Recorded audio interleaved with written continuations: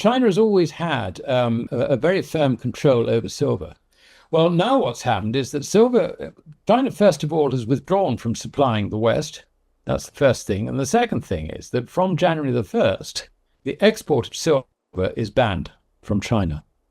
So you can see that this is creating a huge, great problem in the markets. Now, history of the derivative system, it was originally brought in and sanctioned by the US Treasury as a means of suppressing prices of commodities, particularly gold and silver, but particularly gold, by diverting demand away from bullion into paper bullion, if you like, bits of paper. And this sort of fitted in quite well with the regulatory situation which evolved in the early 1980s, whereby regulated investments were defined as stocks, shares, bonds, so on and so forth. But unregulated investments included gold, silver, and copper and other commodities. Because they were not regulated, it basically means that the compliance officers will limit what an investment manager can do in terms of investing in physical gold, physical silver, and so on and so forth. So what this meant was that there was if you like, a control on the price, particularly of gold and also silver and copper and oil and things like that, by the expansion of these derivatives, soaking up demand for them without people actually bothering to get the underlying metal. And so consequently, the prices of underlying metal didn't rise. What we are seeing in the silver market now, however, is the complete loss of liquidity. There is massive dealing going on in silver derivatives.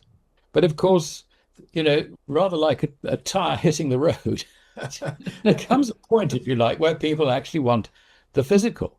And that is beginning to happen. Consequently, in London, there's nothing to deliver, even though they've been dealing in huge quantities. And the squeeze on COMEX has been evidenced, if you like, by the fact that silver's shooting into new high ground, while at the same time open interest is declining. What the decline in open interest tells us is that the speculators are not buying it. They're not going for it at all. The price is rising not because of speculation or investors, if you like, buying it. It is rising because the system itself is close to default. There is also a shortage in Shanghai.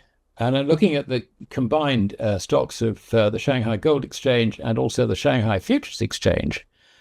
That's fallen to around about 570 tons, which is seen as close to crisis level. 600 being, you don't want to see stocks less than 600, about 570.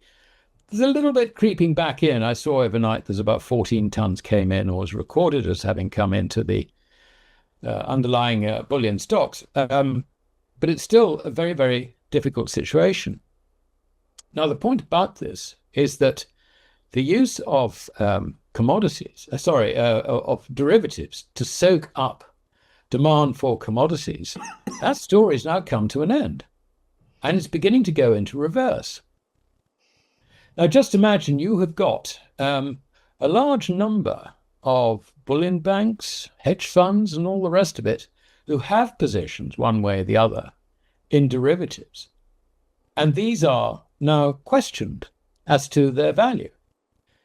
As that unwinds, then the demand is going to go into the physical. So you can see that as that contract on COMEX and also forwards in London begin to collapse, and it looks like that we're in the early days of that, then this in itself, purely in terms of substitution, is going to push up the silver price very, very substantially from here.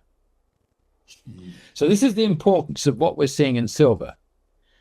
Now, if it's true in silver, it's not far behind being true in gold.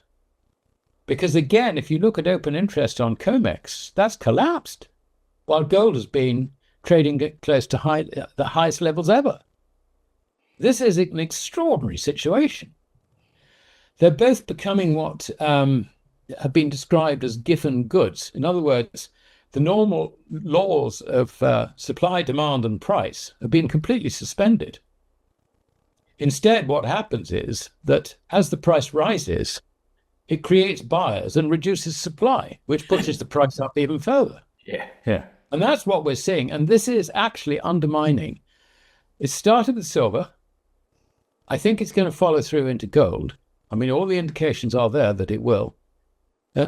It's beginning to undermine the most important derivative contracts in the whole of the derivative system. Now, you may think that this is an exaggeration, but bear in mind that the banks and all the rest of it who have these positions are counterparty risk the whole way across the entire derivative landscape. So what we're seeing is the potential failure, and certainly if we don't get immediate failure, concerns that there will be a failure of derivative counterparties in the whole of that space. Now we're talking about trillions of notional value affected by this. So this is another aspect, if you like, of things that just seem to be going wrong at exactly the wrong moment, if you like. Yeah. So that's the importance, really, of what silver is telling us, I think. I don't think it's a load of hogwash. I mean, the story, as you rightly say, was that I think something like 50 million ounces was sucked into London when we had the failure on October the 10th. Basically, that contract was effectively suspended. We're not talking about a regulated market, but there were no dealings. It just sort of seized up for about an hour and a half on October the 10th. And consequently, there was an arbitrage coming out of China. But now that China is not only forbidding the export of gold, it is now forbidding the export of silver, or at least will be doing so from January the 1st. So this is, and I think, I don't think it's necessarily, China just saying, we're stopping to supply silver and all the rest of it.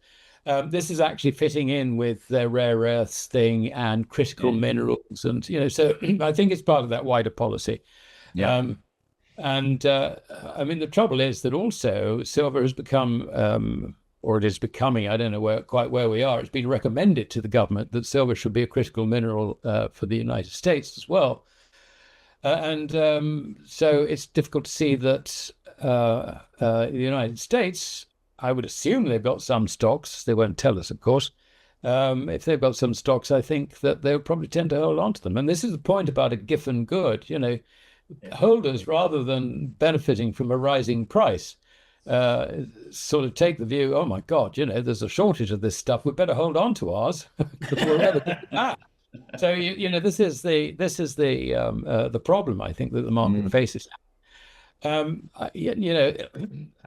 not against derivatives at all, but they have their place. But the idea of using them by governments to try and manage commodity prices, I think, is a great mistake. And now we have got 54 years of distortion here to unwind.